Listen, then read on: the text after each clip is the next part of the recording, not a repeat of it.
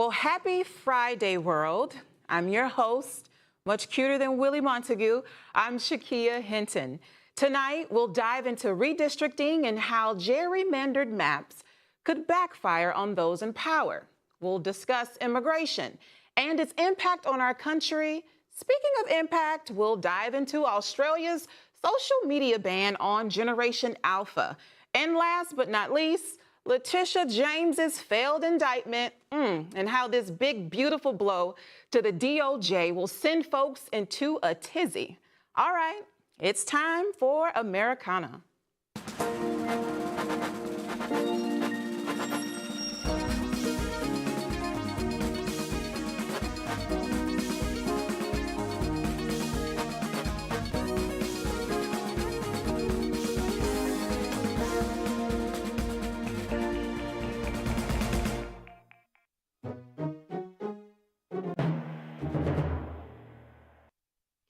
Well, historically, maps are redrawn every decade to align with the census, typically if the year ends in the number 1, to be exact.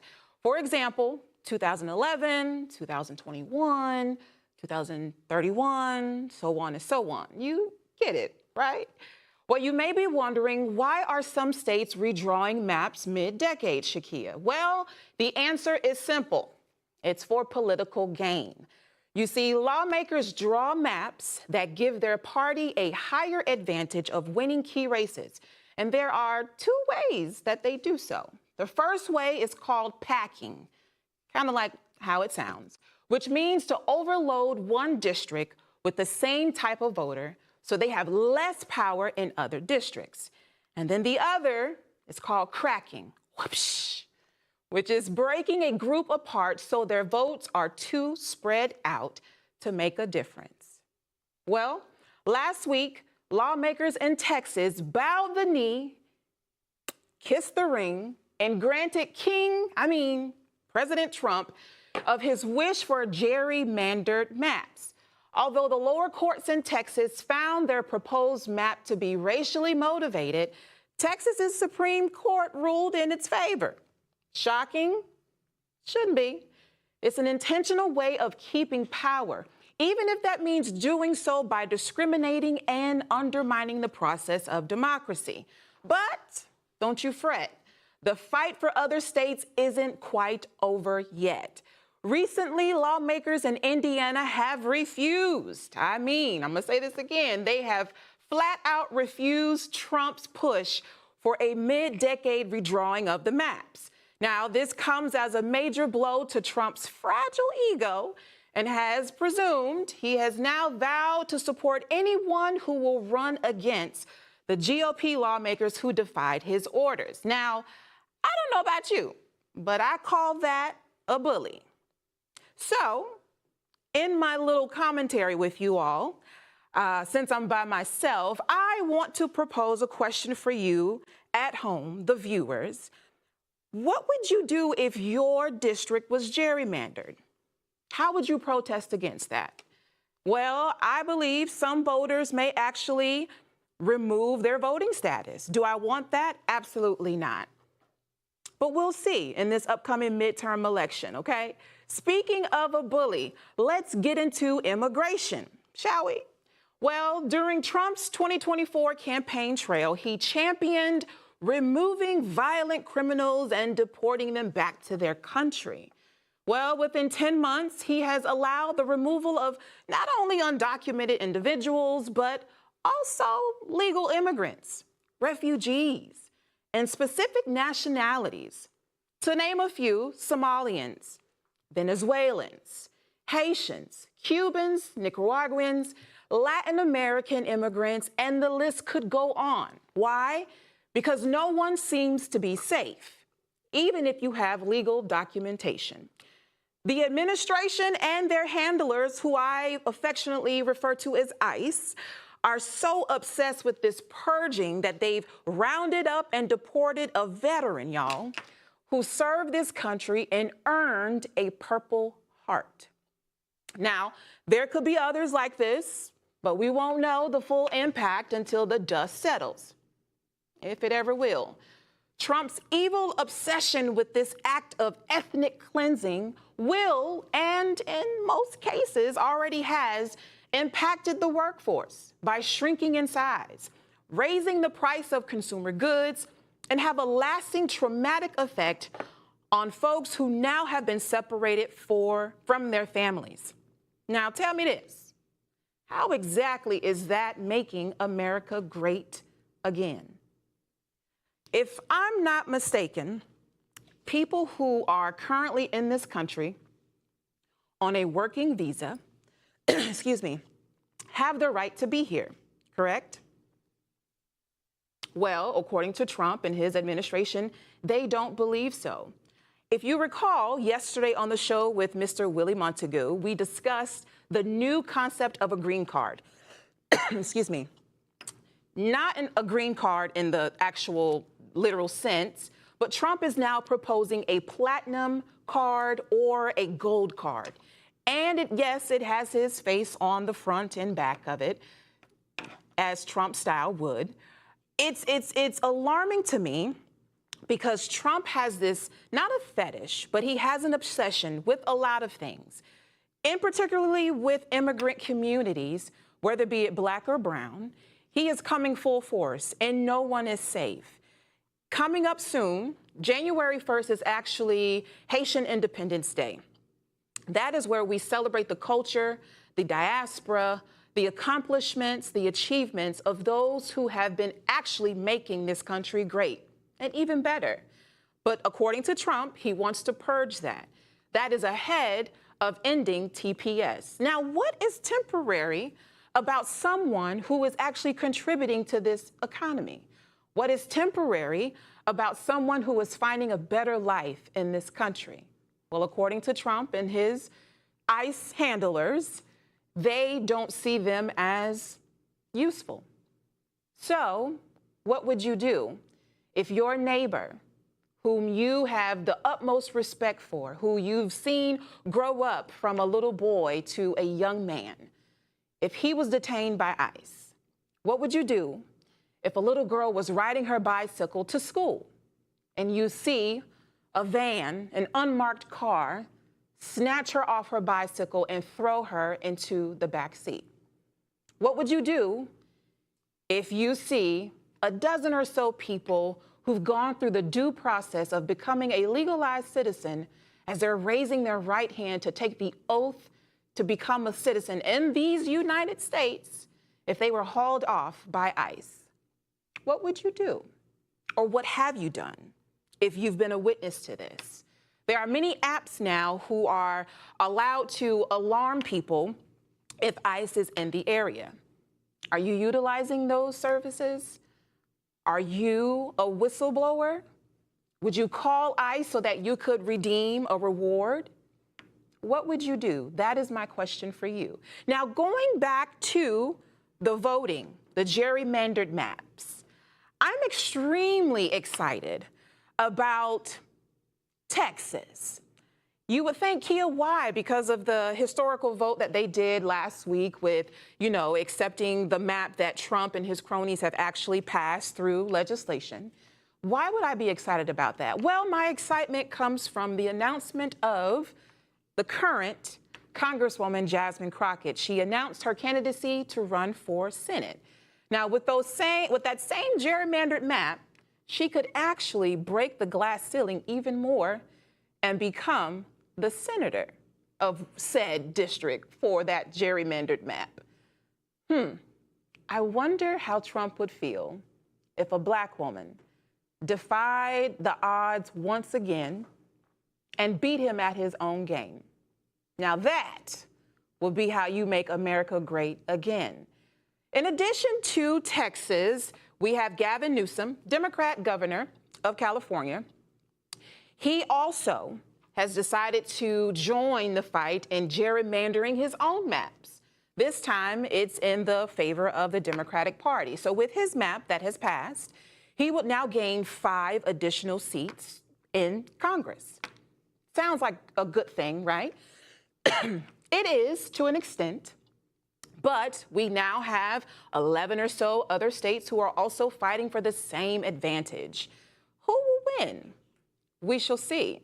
Florida is on the docket. We have Utah, we have Kansas, New York, Illinois, Virginia, Maryland.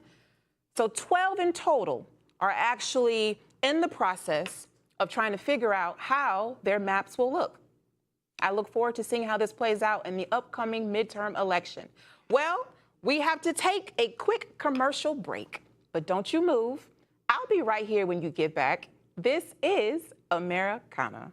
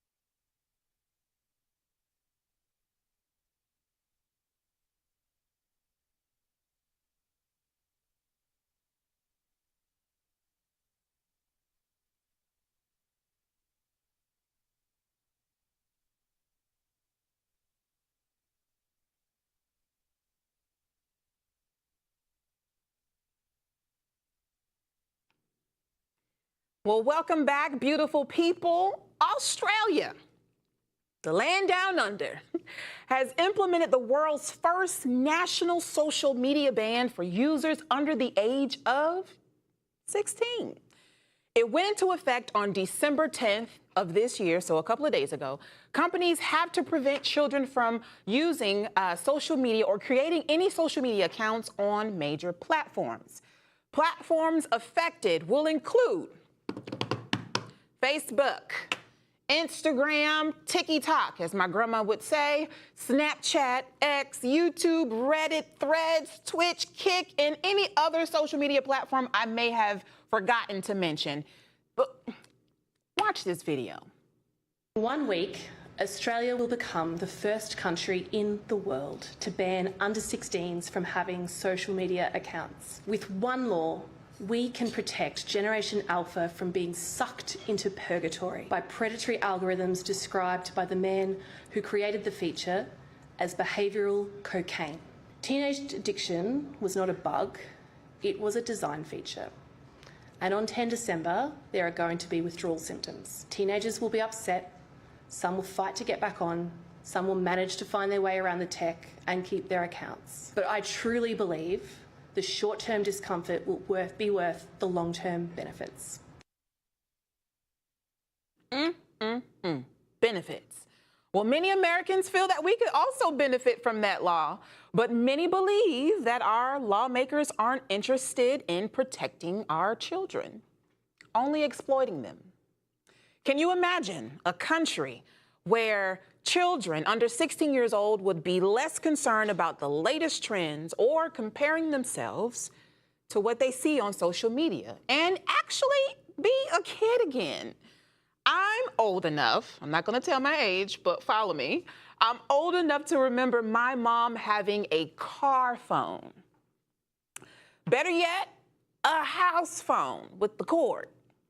And let's not forget a beeper. Well, some people may call it a pager, depending on where you're from. Either way, I had a pink one and it was on my hip. Well, the evolution of technology is inevitable, but protecting our children shouldn't be. So I applaud Australia's stance and hope to see legislation passed in America adopting the same protections. What say ye?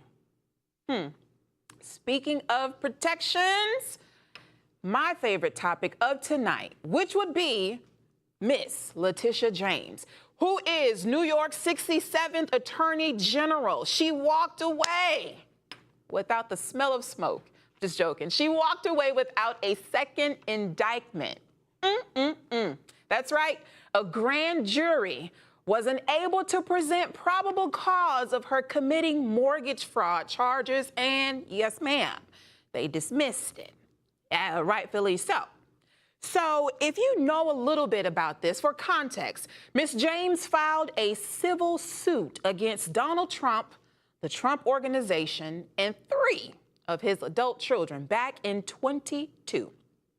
The lawsuit was about, drum roll please, that's right, favorable loans, insurance coverage, tax advantages, and other financial perks.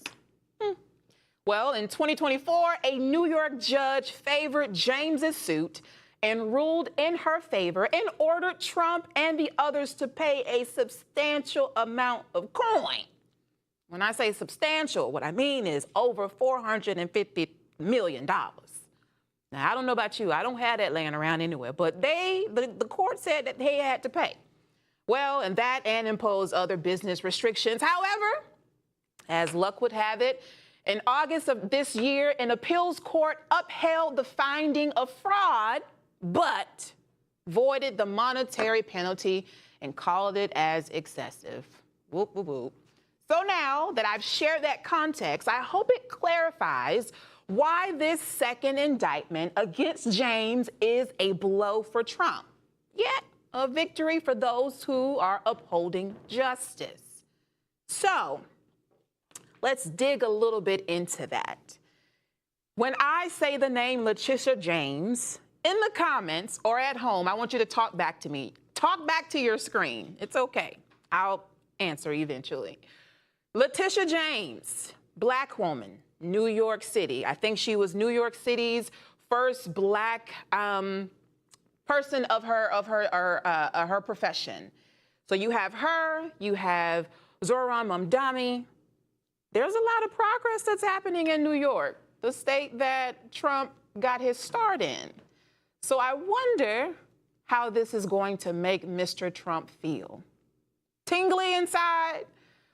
Who knows? I'm pretty sure we'll see in a couple of hours, probably even right now, him on a Twitter rant or an X rant or a Truth Social rant.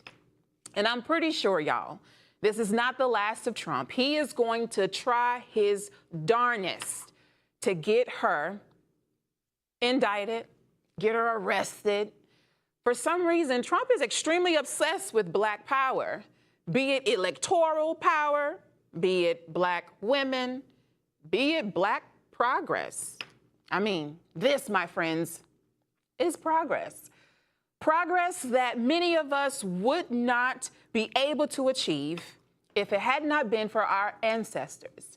If you watched yesterday's show, you would have seen my co-host and I go toe-to-toe as we talked about civil rights and its impact on our community, on our culture, on our world.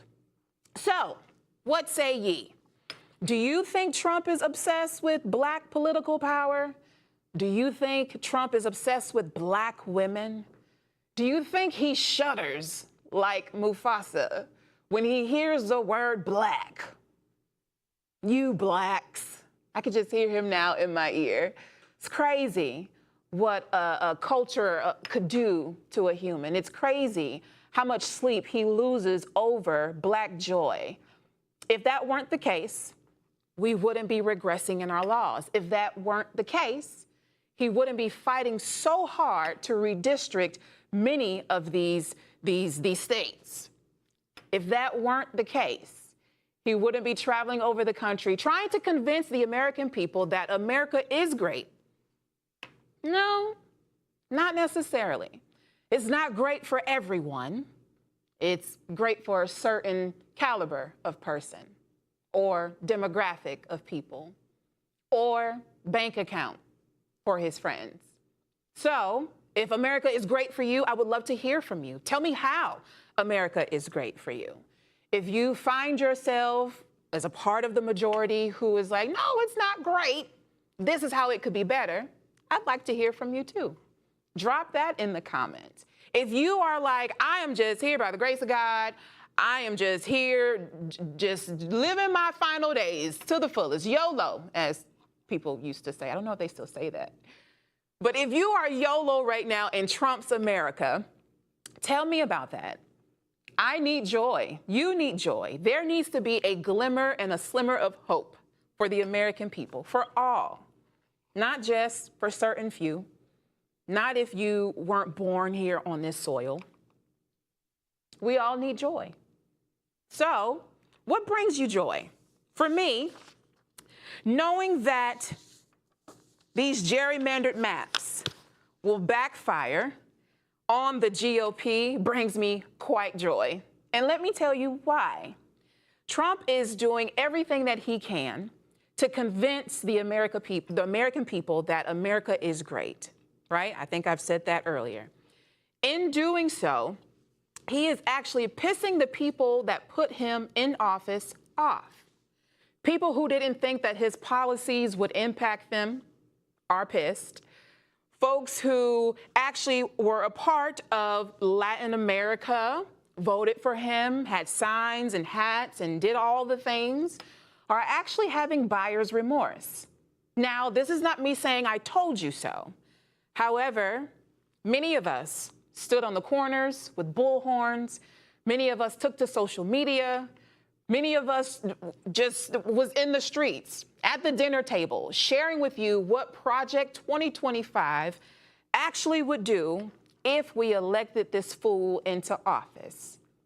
And here we are, 10-ish, 11-ish months later into his presidency, and nearly 75 to 80% of Project 2025 has been implemented. Now, this is just 10, 11 months into his presidency. We have another 3 years with this administration. Well, that's a wrap for today's episode of Americana. Thank you so much for tuning in with me. I will be back on Monday, and so will my co-host, Willie Montague. If you like the two of us together, place that in the comments. Enjoy your weekend, and I will see you same time, same place on Monday. Have a wonderful weekend.